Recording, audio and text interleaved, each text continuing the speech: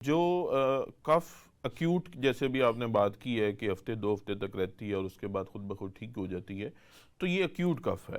اور اگر وہ مور دین 2 ویکس ہے تو وہ پھر کرونک کے اندر جو ہے وہ آ جائے گی. اور اکیوٹ اور کرونک کی ریزنز جو ہیں وہ ڈیفرنٹ ہو سکتی ہیں. اب جیسے آپ نے بات کی ہے کہ کھانسی کے ساتھ اگر کسی کو بخار بھی ہو جاتا ہے تو یقیناً وہ انفیکشن کی وجہ سے ہے. اب وہ انفیکشن بیکٹیریل بھی ہو سکتی ہے، وہ انفیکشن جو ہے وہ وائرل بھی ہو سکتی ہے.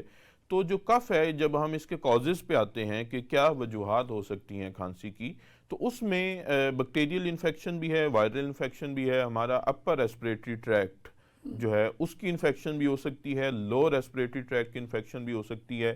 اسی طرح آپ کو پتہ ہے کہ ایک ہوپنگ کف ہے جس کو کالی کھانسی کہا جاتا ہے.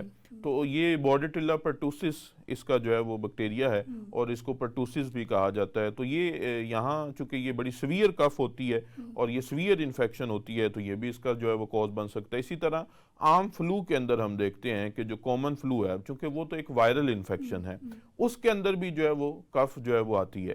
ٹھیک ہے، تو وہاں جو ریزن ہوگی، جو وجہ ہوگی، وہ وائرل انفیکشن ہوگی، کامن فلو ہوگا.